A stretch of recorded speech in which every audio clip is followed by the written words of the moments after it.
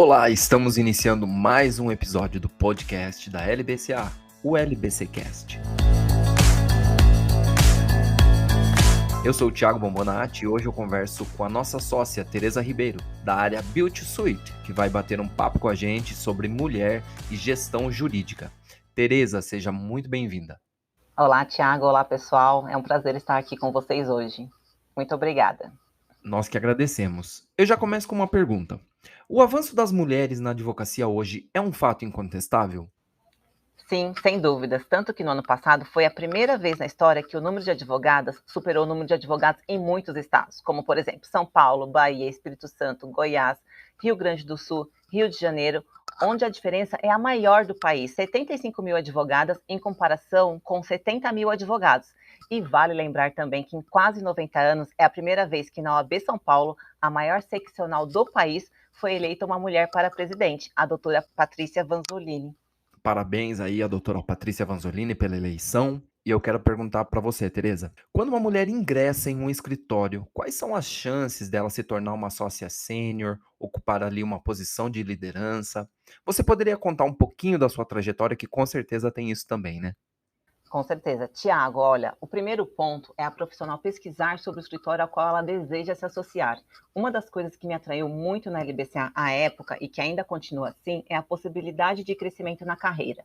Então, eu sempre trabalhei de forma a me destacar, sempre abracei projetos, sempre fui proativa na identificação e resolução de problemas e as oportunidades foram chegando até eu me tornar, então, uma sócia sênior. E aqui não tem essa diferenciação. Ah, mas ela é mulher. Eu, inclusive, passei pelas minhas 2 gestações como sócia da LBCA. E um ponto bem interessante e que eu preciso destacar aqui é que a LBCA faz com que eu não me sinta em uma zona de conforto. A LBCA é um escritório que está sempre se atualizando e se antevendo às mudanças. Um exemplo é que antes do início da vigência da Lei Geral de Proteção de Dados, nós já tínhamos realizado mais de 100 palestras sobre o assunto. E isso começou lá em 2018, quando a lei foi aprovada.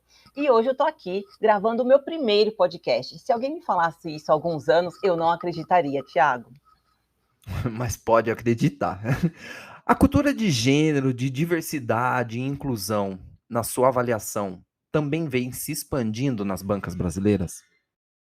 Olha, Thiago, o que nós temos acompanhado e o que nós temos visto é que nos escritórios de advocacia nos últimos anos, eles têm incluído, sim, os temas da diversidade e da inclusão como um dos seus valores. E eu entendo que a igualdade de gênero é uma das questões pioneiras nesse cenário, porque muitas bancas vêm perdendo seus talentos femininos, uma vez que a mulher advogada, ao decidir ser mãe, muitas vezes tinha que abdicar da sua profissão, porque muitas bancas entendiam que ela deixava de ser confiável e 100% dedicada à profissão. Isso não é inclusivo e muito menos justo. Como eu já citei em algumas localidades, temos mais mulheres advogadas do que homens. Atualmente, uma série de boas práticas, como mais mulheres no quadro de profissionais, o que já acontece na LBCA, inclusive, com mais de 60% de mulheres, oportunidades para progressão na carreira, isonomia salarial, dentre outros. Aqui na LBCA, Thiago, nós temos uma sala de amamentação e é uma sala que me foi muito útil quando eu retornei da minha primeira licença maternidade há 6 anos.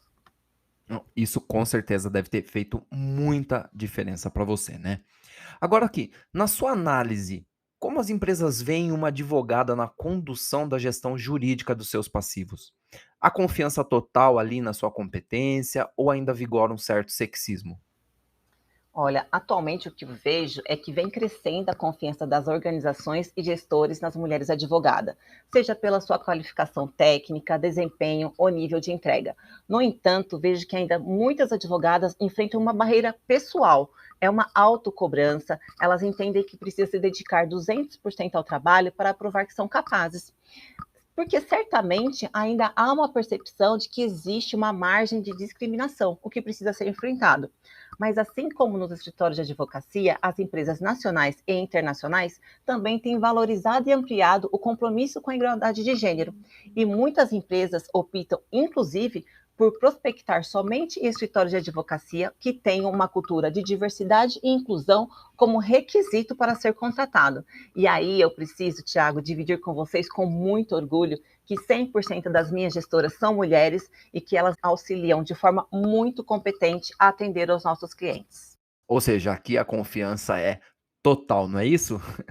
Exatamente, Tiago. Bom, agora vamos falar ali de uma área em que você é especialista, né? A gestão jurídica. O direito, ele está cada dia mais estratégico, né? E a presença do gestor jurídico, da gestora jurídica, é cada dia mais importante? Tiago, sim, com certeza. E aí eu já começo com um exemplo. Somente agindo de forma estratégica é que o jurídico de um departamento saberá quais são os pontos ofensores dos seus processos judiciais para poder então adotar as medidas mitigadoras. Mas é muito importante que as pessoas do departamento jurídico da empresa e do escritório de advocacia que os assessoram estejam em sintonia. E essa atuação estratégica é possível pelo fato de haver um gestor jurídico que faz todo o trabalho de planejamento, orientação, acompanhamento e análise das atividades do escritório ou departamento jurídico. Na prática, ele pode até executar serviços, mas o seu trabalho é totalmente voltado para o planejamento estratégico, que deve ser sempre voltado para competitividade e eficiência. Bom, eu acredito que isso seja um grande desafio, mas tenha outros também. Aí eu te pergunto, quais são os principais desafios do gestor jurídico, da gestora jurídica, no contencioso de volume? Tiago, quanto maior a volumetria de processos, maior será, consequentemente, o tamanho da equipe, a quantidade de audiências por dia, o valor da provisão dos processos. E aqui eu estou citando para você apenas alguns exemplos.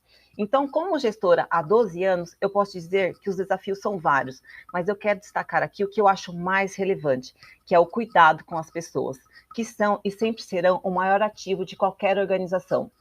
E nós sabemos que a rotina jurídica é extremamente dinâmica e dependemos das pessoas para que as atividades sejam entregues no prazo e com qualidade.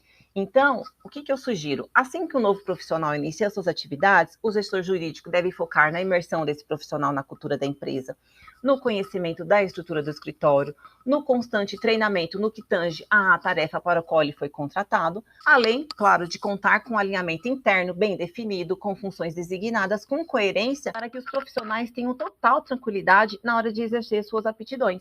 Tereza, você falou que tem 12 anos, né, de experiência como gestora. Você deve ter passado, assim, pela transição tecnológica. E aí já me liga a outra pergunta. Atualmente, a gestão jurídica, a tecnologia, ela tem um papel fundamental? O que você acha da gestão jurídica automatizada, por exemplo? Sim, Tiago, como você mesmo citou, a tecnologia ela já tinha, né, um papel fundamental. A gente vinha como as coisas vinham se modernizando, mas aí nós nos deparamos com o quê? Né, com o advento aí da pandemia da Covid-19. Então, o que nós observamos é que nesses 2 anos houve uma aceleração nos serviços digitais. Então, hoje, eu não consigo pensar em soluções para os nossos clientes que não estejam atreladas à tecnologia.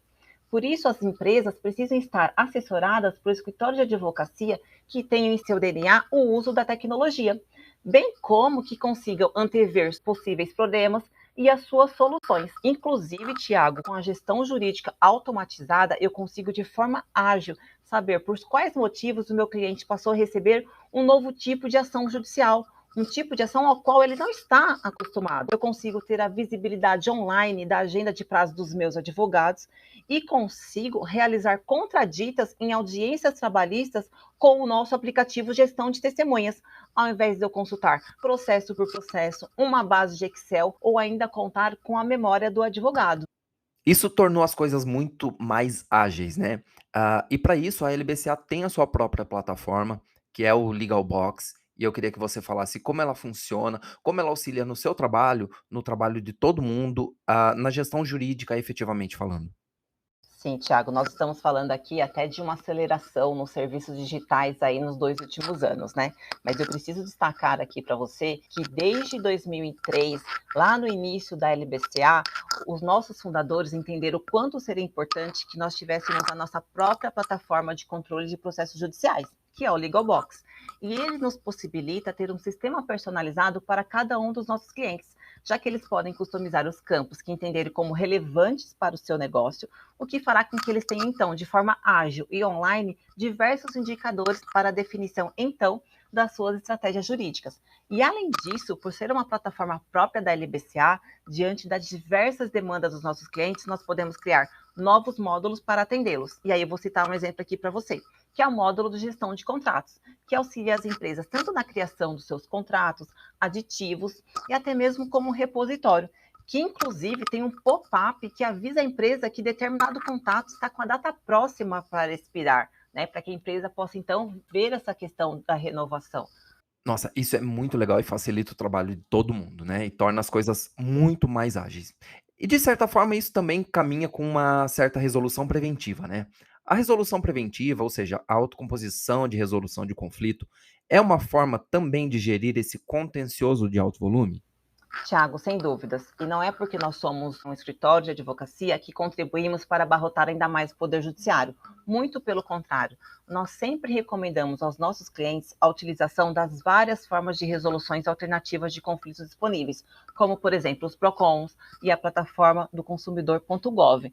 Inclusive, falando especificamente da plataforma do consumidor.gov, com o advento da pandemia, alguns segmentos de empresas tiveram que se cadastrar obrigatoriamente na plataforma. E aí, o que nós fizemos? Nós customizamos, então, no Legal Box, que é a nossa própria plataforma de controle de processos judiciais, um fluxo para atender as empresas, então, para que elas possam responder às suas reclamações na plataforma do consumidor.gov de forma ágil, rápida e, além disso, com a extração dos indicadores que mostram para aquela empresa o que está acontecendo ali.